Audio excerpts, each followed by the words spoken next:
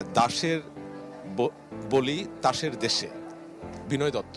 এটা একটা দেশি কিন্তু নেই। প্রচ্ছদ দারুণ হয়েছে এবং দারুণ। দুটো বই আসলে আমরা দেখছি নামের ক্ষেত্রে অনেকটা মিল আছে, কিন্তু ভিতরের যে প্রেক্ষাপট সেখানে কি মিল আছে নাকি কবিতার বই? এটি না, এটা হচ্ছে অনুগল্পের বই। অনুগল্পের বই। অনুগল্পের বই।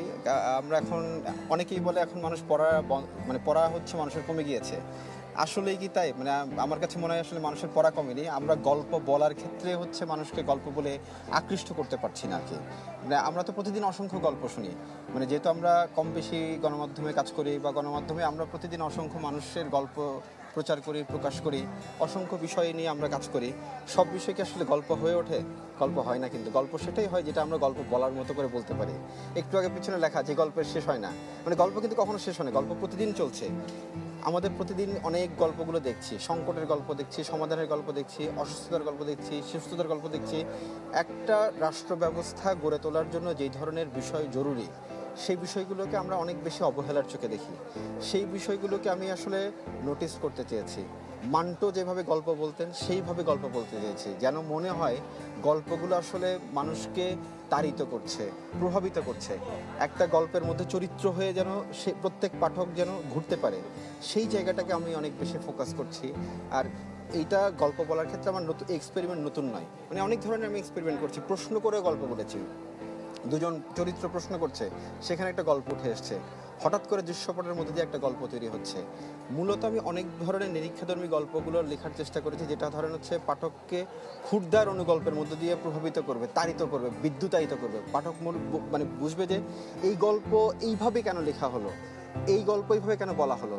এই জায়গাটাতে আমি সবচেয়ে বেশি ফোকাস করতে চেয়েছি। আর বইটার ক্ষেত্রে আমি একটা নতুন বিষয় সংযোজন করেছি, ইলাস্ট্রেশন করা হয়েছে গল্পগুলোর মধ্যে, যেন পাঠক কখনো মনে হতে না পারে যে এই গল্পটা পড়ে পরের গল্পে যাওয়ার আগে একটু ব্রিথিং স্পেসটা যেন থাকে, গল্পের ছবিটা দেখে যেন অন্তত একটা ধারণা পায়। সেই ধারণাটার সাথে গল্পগুলোর লেখাগুলো যেন মিলে যায়, শব্দগুলো যেন তার সাথে মিলে যাচ্ছে। এরকম অসংখ্য বিষয় আমি গল্পের বইটাতে, অনুগল্পের বইটাতে করার চেষ্টা করেছি। মানে এবং পাঞ্জেরি বেশ উজাড় করে বইটা করেছে আর কি। এবং পাঞ্জেরি উজাড় করে করেছে এবং আপনি উজাড় করে বলেছেন। বিনয় দত্ত, বইমেলা তো শেষ হয়ে যাচ্ছে, একটু জানতে চাই যে কোনো বিষণ্ণতা কাজ করছে কিনা? বইমেলাটা শেষ হওয়াটা অনেকটা বিরহের আর কি আমাদের জন্য, আমরা যারা, আমার মনে হয় আপনার জন্য বিরহের। কারণ আপনি এই যে সেই 1 তারিখ থেকে শুরু করলেন এই যাত্রা কিন্তু ধরেন আমরা অল্প সময়ের মধ্যে, যেমন এই বইটা যখন পাঞ্জেরির স্টলে এসছে, পাঠক অল্প সময়ের মধ্যে পড়ে ফেলে, যেহেতু অনুগল্প ছোট ছোট, এবং তার রিয়াকশনটা আমি সাথে সাথে পাচ্ছি। এখন আগে তো এই রিয়াকশন পাওয়ার জন্য আমার অপেক্ষা করতে হতো, কোনো একটা মেসেঞ্জার, কোনো একটা অনলাইন প্ল্যাটফর্ম বা কোনো একটা ফেসবুক এর মাধ্যমে আমাকে জানতে হতো যে আসলে কী লিখলাম, কী কেন লিখলাম।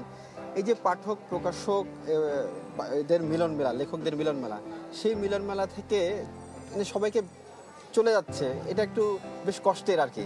মনে হচ্ছে আমি বসে আছি শূন্যতায়, আমি পিছনে যাচ্ছি, সবাই সামনের দিকে চলে যাচ্ছে, আমি স্থির, সবাই বোধহয় গতির মধ্যে আছে, যেটা আমার অনেকটা গল্পের মধ্যে। মানে আমি এই ধরনের গল্প বলেছি যে সব কিছু স্থির থেকে যায়, কিন্তু সব গতির মধ্যে কি আমি যেতে পারছি, মানে সেই গতি কি আমাকে নিচ্ছে কিনা, সেটাও একটা দেখার বিষয় আর কি। মানে বিনয় দত্তের কাছে যে প্রশ্নটাই করি সেটা ঘুরে ফিরে কিন্তু বিনয় দত্তের বইতেই আসে। বইতে চলে আসে।